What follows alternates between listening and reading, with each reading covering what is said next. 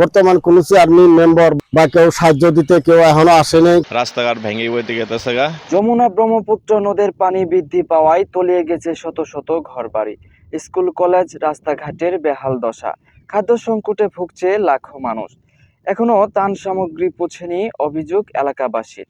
সুপ্রিয় দর্শক শ্রোতা, আমরা এই মুহূর্তে দাঁড়িয়ে আছি জামালপুর জেলার বকশীগঞ্জ এবং দেয়ানগঞ্জ থানার মাঝামাঝি একটি গ্রামে। এই গ্রামটির নাম হচ্ছে শেখপাড়া। আর এই শেখপাড়ার এই রাস্তাটি পানির নিচে তলিয়ে যাচ্ছে। আপনারা দেখতে পাচ্ছেন।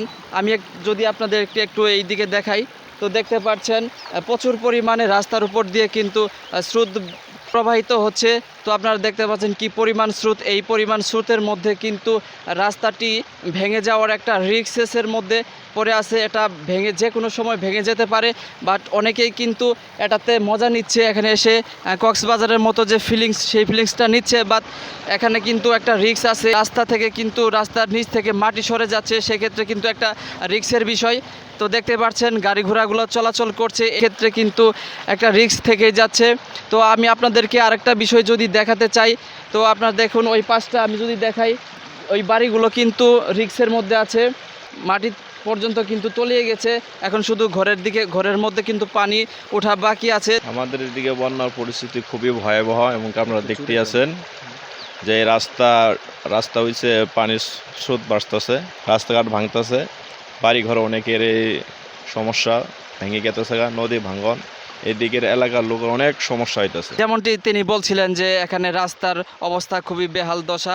দেখতে পাচ্ছেন পানির নিচে রাস্তা তলিয়ে যাচ্ছে, সেক্ষেত্রে দুর্ভোগ হতে পারে, অথবা একটা যানবাহন চলার সময় অ্যাক্সিডেন্টের একটা ভয় আছে। যেহেতু একটা বকশীগঞ্জ দেওয়ানগঞ্জের একটা গুরুত্বপূর্ণ রাস্তা, আসলে এই রাস্তাটি পানির নিচে তলিয়ে যাচ্ছে।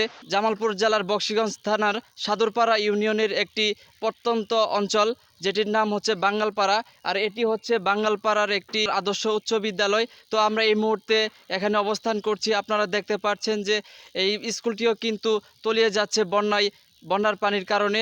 তো এই মুহূর্তে আমি একজন ভাইয়ের কাছে বন্যা দুর্গত মানুষদের অবস্থা সম্পর্কে জানবো। এই বন্যা দুর্ভিক্ষের অবস্থায় আছি। বর্তমান কোন চেয়ারম্যান মেম্বার বা কোনো ত্রাণ বা কেউ সাহায্য দিতে কেউ এখনো আসেনি, কেউ দেখতেও আসেনি। অনেক মানুষ খুব দুঃখে অনেক কষ্টে দিন কাটাচ্ছে। আপনারা দেখতে পাচ্ছেন এখানে কিন্তু বর্তমানে স্কুল কলেজ কিন্তু বন্ধ দেওয়া হয়েছে।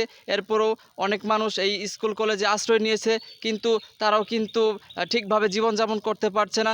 সেই সাথে তারা অভিযোগ করেছে যে এখন পর্যন্ত সরকারি কোনো ত্রাণ আসেনি, কিংবা চেয়ারম্যান কিংবা স্থানীয় জনপ্রতিনিধিদের কিন্তু তারা সাহায্য পায়নি, এমনটি তারা অভিযোগ করছিলেন। বকশীগঞ্জ দেওয়ানগঞ্জের মাঝামাঝি থেকে শুনছিলেন সানোয়ার হোসেনের দৈনিক সমন্বয় বার্তা, বকশীগঞ্জ, জামালপুর।